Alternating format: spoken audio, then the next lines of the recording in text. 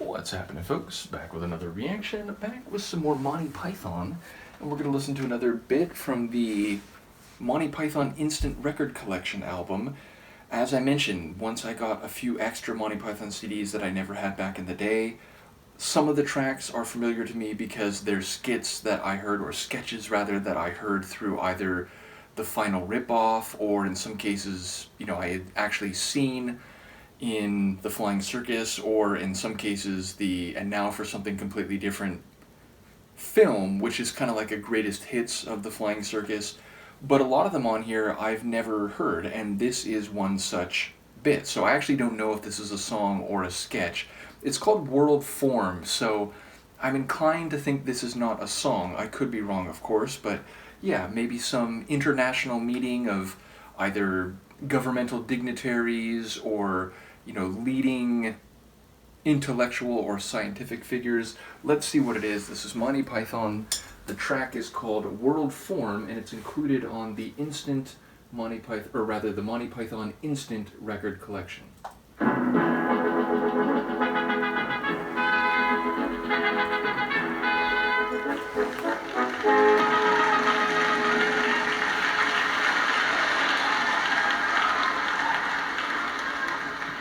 Good evening. Tonight's World Forum is a unique moment in the history of television.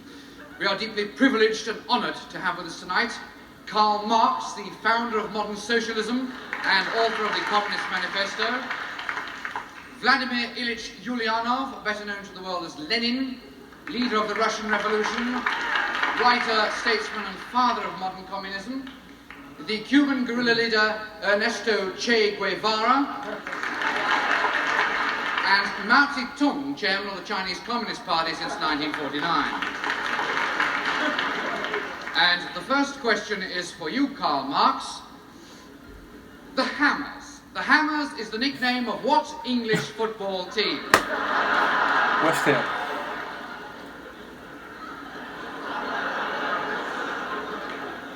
No? Well, bad luck, Karl. It is in fact West Ham United.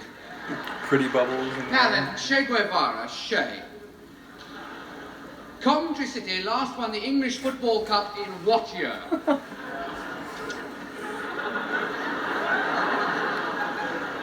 I can throw the question open. Anybody else? Coventry City last won the English Football Cup in what year? No, well, I'm not surprised you didn't get that. It is in fact a trick question. Coventry City have never won the English Football Cup. So now, with the scores all even, it's on to round two, and Lenin, your starter. Jerry Lee Lewis has had over 17 major solid goal hits in the US of A. What's the name of the biggest? Great balls of fire. Jerry Lee Lewis's biggest solid goal hit. Anybody else? Yes, Mao Zedong.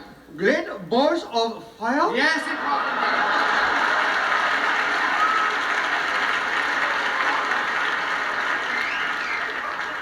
Well, now we come to our special gift section. Our contestant tonight is Karl Marx, and our prize is this beautiful lounge suite.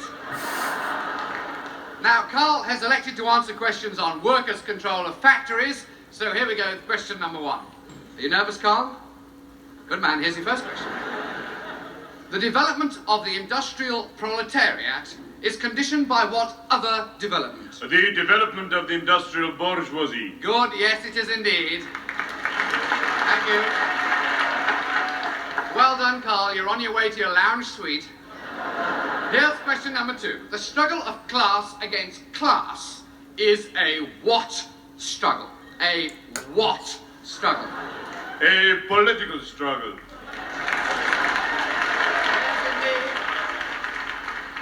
One final question, Karl, and that lounge suite will be yours.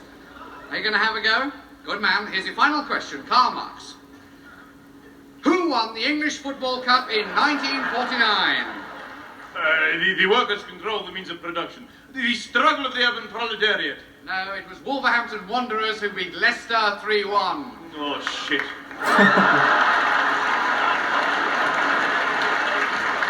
Terry Jones. That's so funny. Okay, number one, I know a fair amount about English football history, but like the farther back you go, admittedly, the less certain I am. I would never have gotten that, though I certainly know who Wolverhampton Wanderers is, and they are in danger of being relegated this season, it is fair to say. Nevertheless, I love that they assemble these figures who, actually span a large period of time, and I do not believe we're all alive at the same time.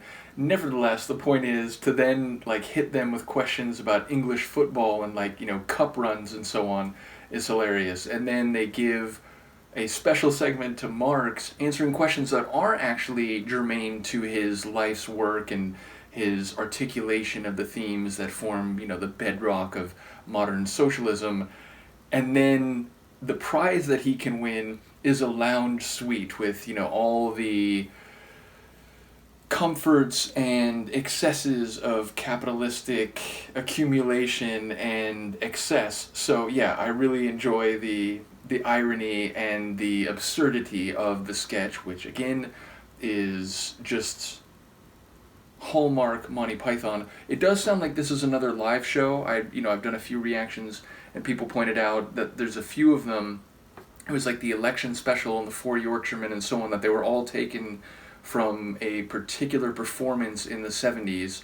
I forget the name of the location, but yeah, so, obviously you can have a crowd sound for a studio recording. You can put in a crowd track, but that felt real. It felt like there was some laughing and some responses to visual things that were happening that makes me think this was actually another live performance. But yes, very, very funny. And as I said, I think Marx was played by Terry Jones.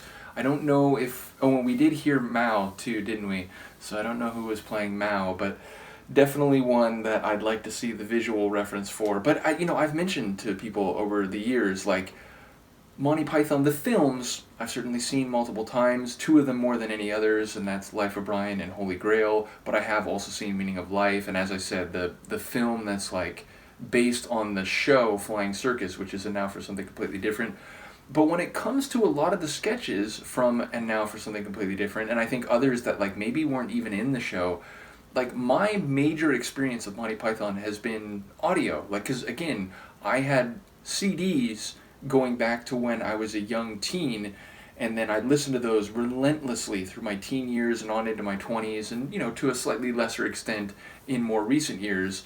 So yes, it is, to me, Monty Python is as much as anything an audio experience.